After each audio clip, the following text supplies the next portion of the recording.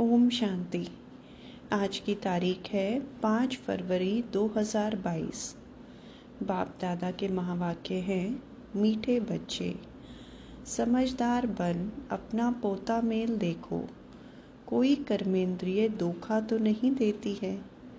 सारे दिन में कोई भूत हो तो अपने आप को सजा दो। प्रश्न है, बाप से सच्चा व्यापार करने व ऊंच पद पाने का आधार क्या है? उत्तर, बाप से सच्चा व्यापार करना है तो बाप के हर डायरेक्शन पर चलो। बाबा कहते, बच्चे यदि ऊंच पद पाना है तो अंदर में जो भी बुरी आदतें हैं वे निकाल दो। कुदृष्टि, क्रोध आदि से बहुत नुकसान होता है।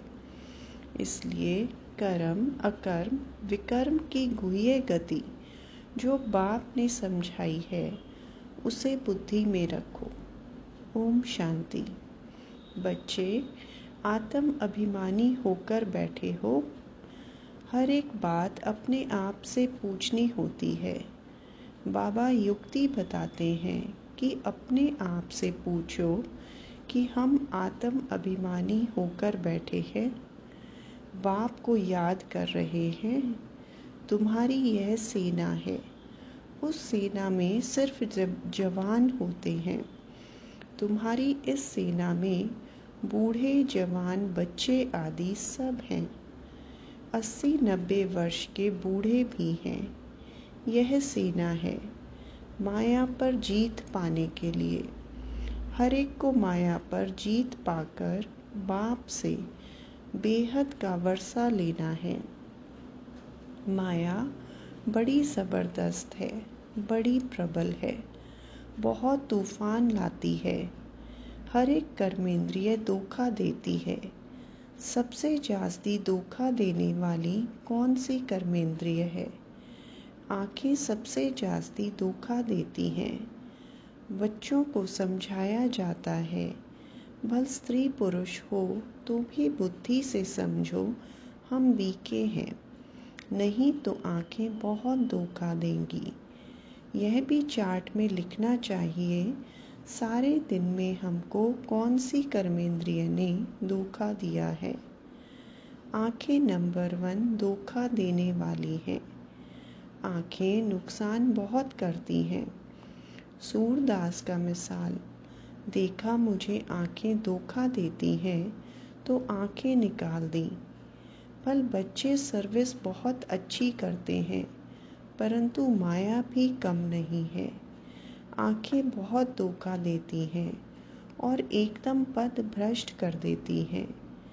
समझू सियाने बच्चे जो होंगे वे सारा दिन नोट करेंगे, हमने कोई भूल तो नहीं की।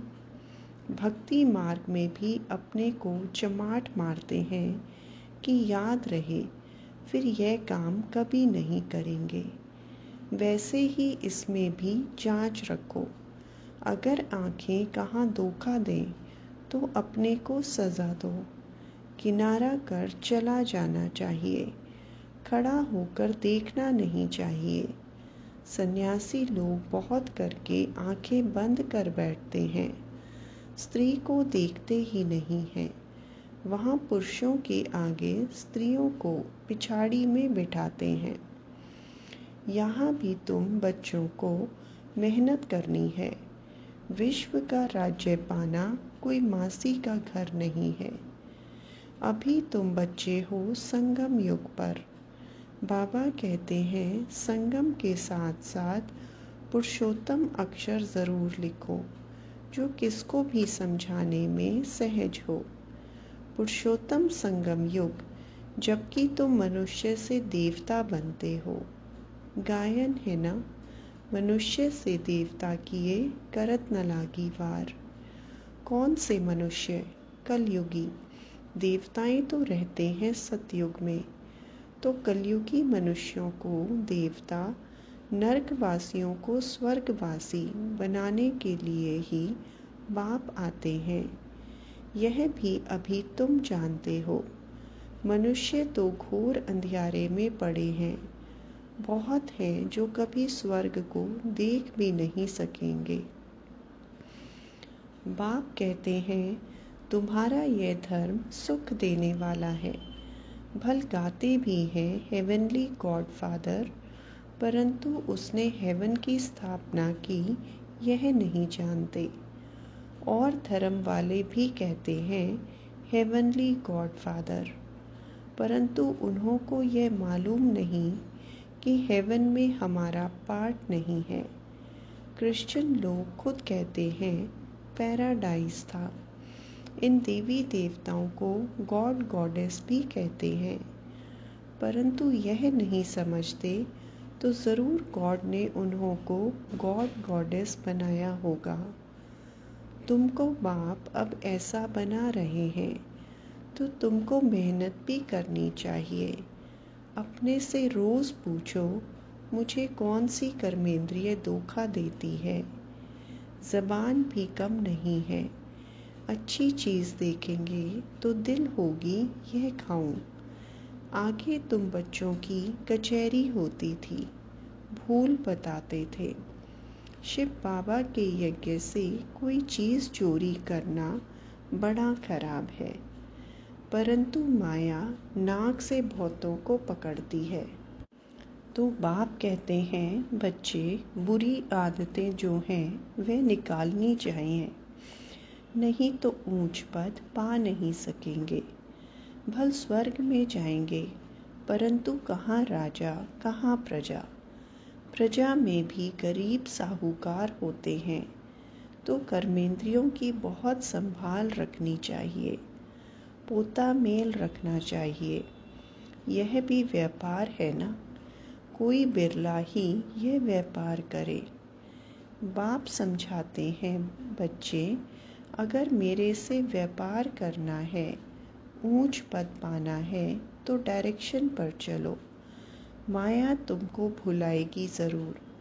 अगर बाप की मत पर नहीं चलेंगे तो पिछाड़ी में सब साक्षात्कार होंगे, फिर तुम बहुत पछताएंगे। अभी तो सब कहते हैं हम नर से नारायण बनेंगे, परंतु अपने आप से पूछते रहो, बाबा के डायरेक्शन को अमल में लाओ तो बहुत उन्नति होगी। सारे दिन का पोता मेल निकालो। आँखों ने कहाँ धोखा तो नहीं दिया। मंजिल बहुत ऊंची है, इसलिए 8 रतन ही पास विद ऑनर निकलते हैं। भल 9 रतन भी होते हैं, उसमें नंबर 1 तो है बाबा। बाकी 8 रतन जब कोई ग्रहचारी बैठती है तो 8 रतन की अंगूठी पहनते हैं, तो पास विद ऑनर 8 ही निकलते हैं। बाकी तो कुछ ना कुछ दाग लगते हैं। इसमें बड़ी मेहनत है। रावण राज्य है ना। सतयुग में ये बातें ही नहीं होती, क्योंकि रावण राज्य है नहीं। ऊंच पद देने लिए भगवान तुमको पढ़ाते हैं। विचार करो, गुरु भी करते हैं ना। यह तो सतगुरु है, उन्होंने तो सर्वव्यापी कह बाप से बेमुख कर दिया है। तुम समझा सकते हो। बाप कहते हैं, माँ में कम याद करो, मैं पतित पावन हूँ। फिर तुम कहते हो ठिक्कर भीतर में है। अब बाप कहते हैं, तुम सब आसुरी मत पर मेरी ग्लानि अपकार करते आए हो। अब हमको सब पर उपकार करना है। तुम बच्चों में कुदृष्टि क्रोध आदि कुछ नहीं होना चाहिए, अपना ही नुकसान करते हैं। कुदृष्टि होती है तो उनका भी वाइब्रेशन आता है, दूसरे को भी कशिश होती है। बाबा घड़ी घड़ी बच्चों को ध्यान खिंचवाते हैं। बच्चे अपने को देखो कि कोई भी कर्मेंद्रिय के वश हो, विक्रम तो नहीं बनाया। यह है विक्रम संवत। पहले था विक्रमाजीत संवत। फिर जब विक्रम करना शुरू करते हैं तो विक्रम संवत होता है। अब बाप बच्चों को कर्म अकर्म विकर्म की गति भी समझाते हैं। कर्म तो करना ही होता है। सतयुग में तुम्हारा कर्म अकर्म बनता है। यह सब बातें तुम अभी जानते हो। दूसरे तो बिल्कुल घोर अंधियारे में हैं। तुमको अभी ज्ञान का तीसरा नेत्र मिलता है। त्रिनेत्री त्रिकालदर्शी बनाने वाला एक ही बाप है। इस ड्रामा के राज को कोई बिल्कुल ही नहीं जानते। तुम मूल वतन, सूक्ष्म वतन, स्थूल वतन सबको जानते हो। आधा समय के बाद फिर दूसरे धर्म आते हैं जो वृद्धि को पाते हैं।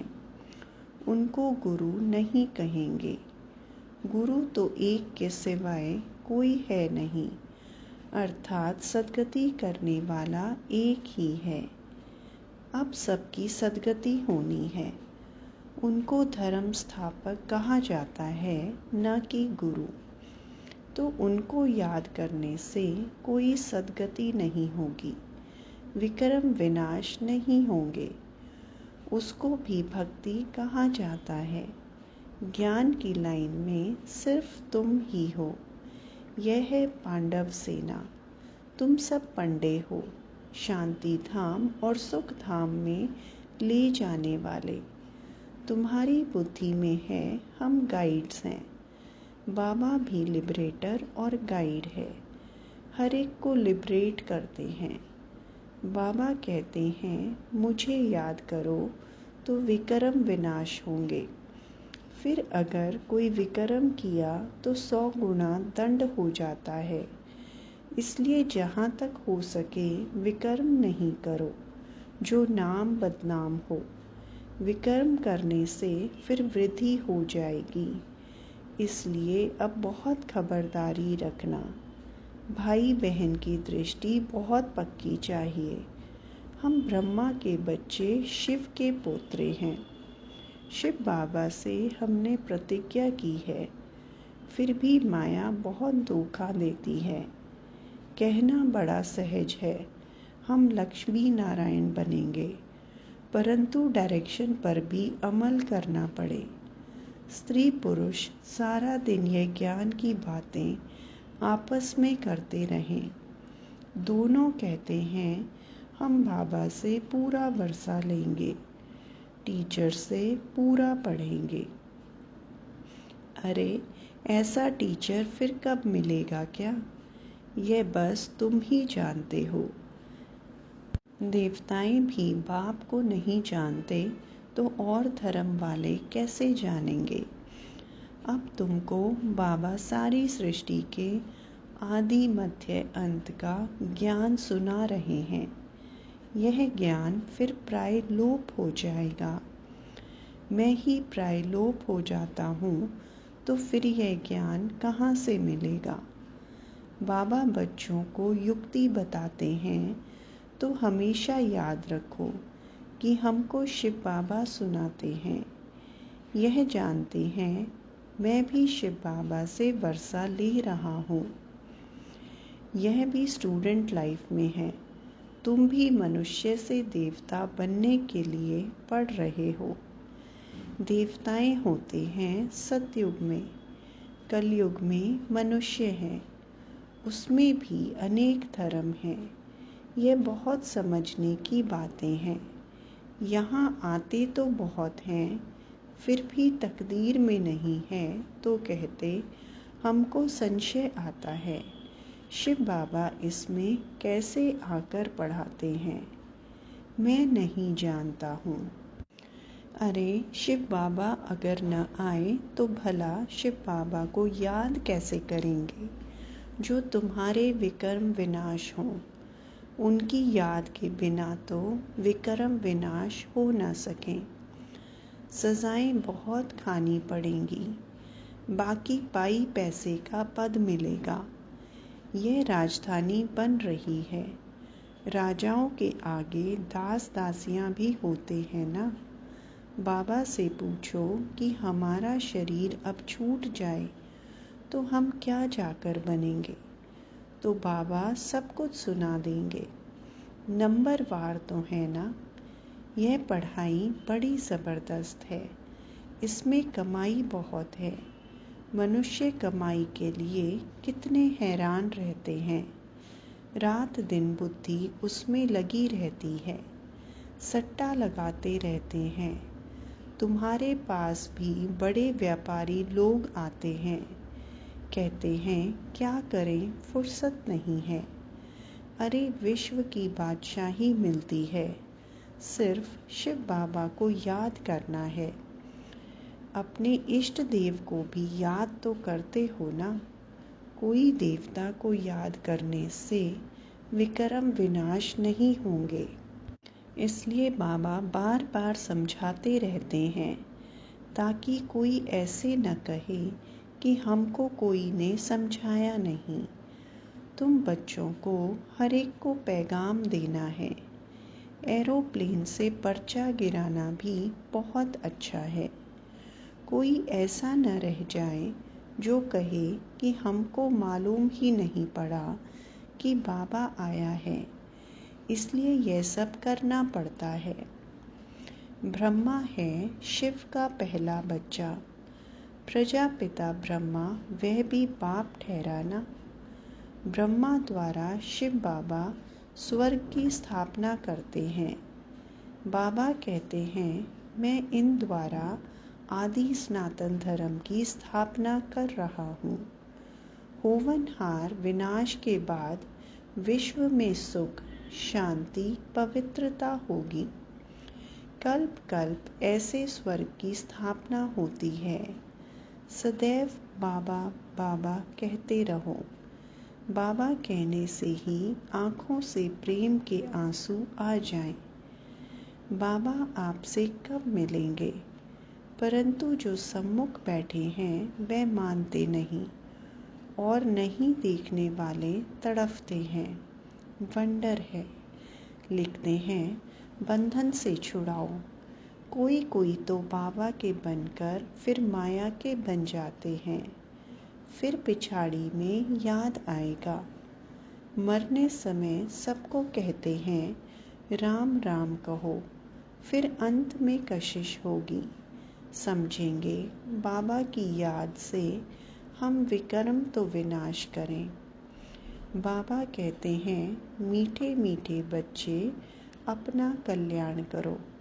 बाप की श्रीमत पर चलो। सबको संदेश देते रहो। एरोप्लेन से कोई कोई को पर्चा मिला तो वे जग गए। सारे विश्व में खास भारत में सुख शांति तो स्थापन होनी ही है। अच्छा, मीठे मीठे सिकिलदे बच्चों प्रति माता पिता बाप दादा का याद प्यार और गुड मॉर्निंग। रूहानी बाप की रूहानी बच्चों को नमस्ते। धारणा के लिए मुख्य सार। पहला पॉइंट, भाई बहन व भाई भाई की दृष्टि पक्की करनी है। बहुत खबरदार रहना है। ऐसा कोई कर्म न हो जो बाप का नाम बदनाम हो। दूसरा पॉइंट, बाप में कभी भी संशय नहीं लाना है। प्रेम से बाप को याद करना है। रात दिन पढ़ाई पर ध्यान देकर कमाई जमा करनी है। वरदान है सदा विजय की स्मृति से हर्षित रहने और सर्व को खुशी दिलाने वाले आकर्षण मूर्त भव। हम कल्प कल्प की विजयी आत्मा हैं।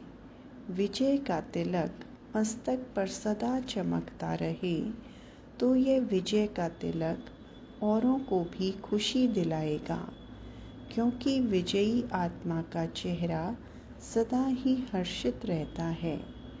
हर्षित चेहरे को देखकर खुशी के पीछे स्वतः ही सब आकर्षित होते हैं।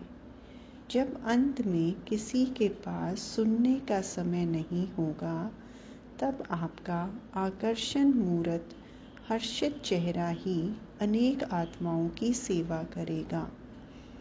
स्लोगन, अव्यक्त स्थिति की लाइट चारों ओर फैलाना ही लाइट हाउस बनना है। अच्छा, ओम शांति।